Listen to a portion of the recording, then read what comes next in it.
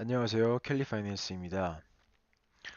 자, 첫 번째 시간에는 저희가 추세선을 어떻게 그리는지에 대해서 알아봤고요. 두 번째에서는 거래량에 대해서 알아봤습니다. 제가 제1강, 2강에서 말씀드렸듯이 거래량을 이해하고 추세선을 이해한다면은 건물의 기초공사가 끝난 것과 다름없다라고 말씀을 드렸습니다. 그럼 본격적으로 저희는 1층부터 차곡차곡 층을 올릴 수가 있겠죠. 그래서 제1강과 제2강을 듣지 않으신 분들께서는 다시 돌아가셔서 꼭 1강부터 2강까지 들으신 다음에 제3강을 들으시는 것을 추천드립니다.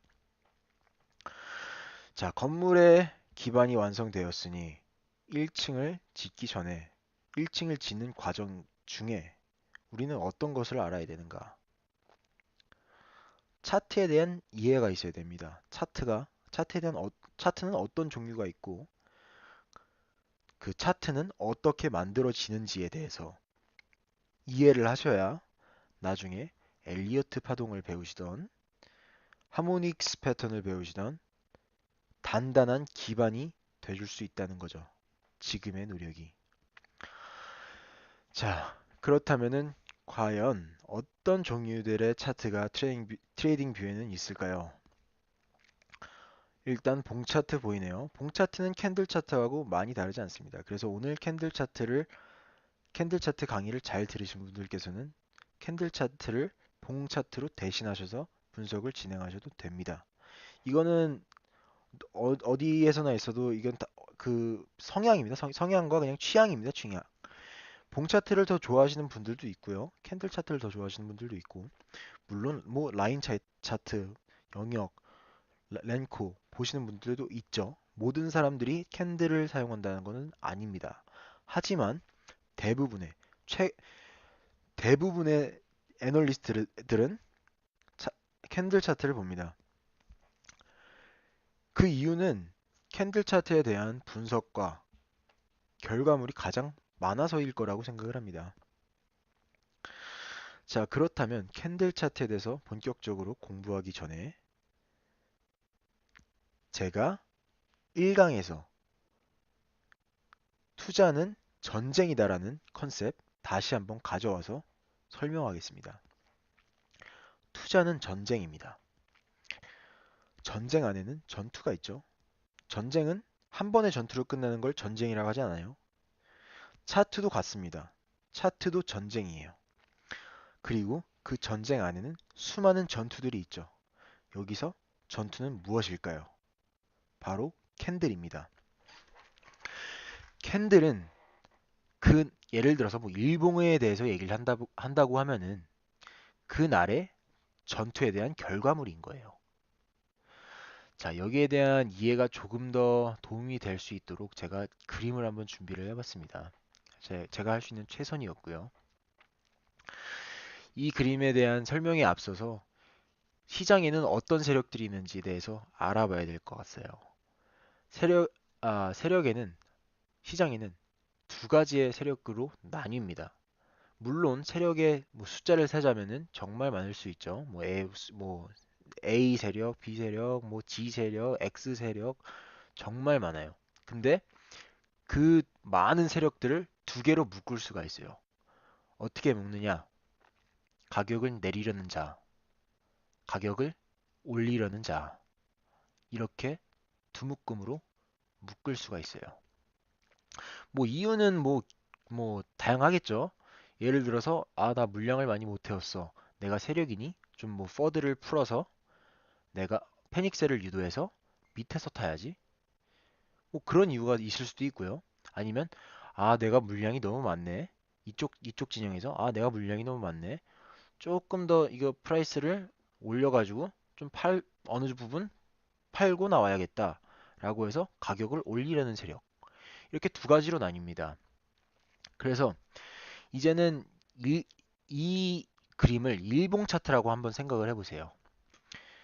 여기서 전쟁을 시작한다고 합시다. 호루라기를 삐 불면은 이제 전쟁을 시작하는 거예요. 이 사람과 이 사람 초록색 사람과 빨간 사람의 전투력은 동등하다고 생각을 하시면은 육안으로 보아도 빨간 애들이 더 많은 걸 볼 수가 있어요. 자, 이 빨간 놈들을 어떻게 이 가격을 내리려고 하는 자들의 다른 이름이 무엇인가? 매도세입니다. 가격을 올리려고 하는 사람들의 다른 이름은 무엇일까요? 매수세입니다. 자, 이거를 미국에서는 영어권에서는 bear, 곰이라고 표현하고요. 황소, bull이라고 표현을 해요. 그래서 만약에 여기서 전쟁을 시작한다고 생각을 해봐요. 전투를 여기서 시작을 한다고 생각을 해봐요. 여기가 전투의 시작점인 거예요. 전투가 호루라기를 삐 불어서 전투를 시작을 하면 얘네들도 막 쳐들어가겠죠. 와 하면서 막 달려가겠죠. 완전 그 동네 싸움인 거예요. 패싸움 막 이렇게 가요. 근데 결국에는 어떻게 얘네가 훨씬 우세한 거예요. 많으니까 숫자가 많으니까. 이거를 똑같이 보시면은 뭐 차트로 생각을 한다면은 이거는 가격이고요. 가격이 내려가겠죠 이렇게. 빨간 놈들이 더 많으니까 빨간 놈들의 영토가 넓어지는 거예요. 가격이 이런 식으로 내려가겠죠. 자, 그래서 매도세가 매수세를 누르는 모습을 볼 수가 있습니다.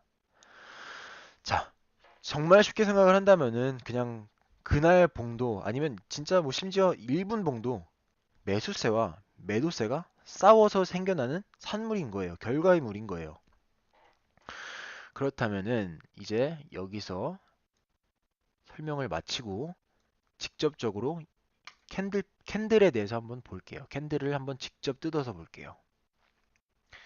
자, 그 전에 그 캔들에 대해서 알기 전에 제가 하나 알려드릴 뭐 다 아시겠지만 한국에서는 주식하신 분들은 다 아세요.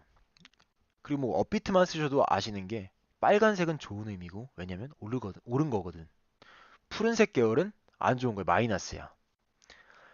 근데 한국을 제외한 영어권 국가에서는 거의 다 이 한국에서 부르는 메로나 차트를 쓰고 있습니다. 자, 빨간색은 반대입니다. 빨간색은 상승이 아니고 하락입니다. 메로나 차트에서요. 자, 그리고 초록색은 상승을 의미합니다. 그렇다는 뜻은 아까 우리 다시 그림으로 돌아가 보면은 시작을 우리는 여기서 했었죠. 그죠? 시작을 제일 먼저 싸움을 건 거예요. 누가 됐던 누가 이렇게 한 명이랑 얘랑 이렇게 둘이 싸우게 되는 거예요. 그게 실제 차트에서는 체결량으로 결정이 되는 거예요. 자, 여기서 시가라고 표기가 돼 있는데 이거는 이게 일봉이라고 생각했을 때 그 이날 첫 체결된 게 이 가격 구간에서 나온 거예요. 그랬는데 그날 뭐 예를 들어서 뭐 안 좋은 뉴스가 떴다고 합시다. 그래서 내려가서 저가를 찍고 반등을 받아서 그 일봉이 끝나기 전에 제일 마지막 체결된 물량이 여기서 나온 거예요. 그래서 종가예요. 자, 그래서 차트에서는 이 봉 자체를 몸통이라고 부르고요. 여기를 꼬리라고 부릅니다. 자, 그리고 이거는 자, 분명히 말씀드렸어요. 초록색이 양봉이고 빨간색이 음봉인 거예요. 메로나 차트에서. 자, 초록색 양봉 차트 보시면은 시작을 처음 체결이 여기서 된 거예요. 처음 체결이 여기서 돼서 올라갔다가 저항 맞고 내려와서 여기서 마지막 체결이 여기서 된 거예요. 여기까지 꼬리가 있었다는 것은 여기서 체결 물량들이 나왔었다는 얘기인 거예요.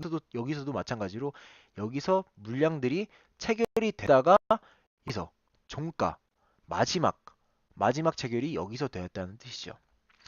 자, 오늘 준비된 것은 사실 이거보다 상당히 많습니다. 근데 아무래도 시간이 없다 보니까 다음 강의에서 이제 캔들 패턴에 대해서 알아보는 시간을 가지도록 하겠습니다.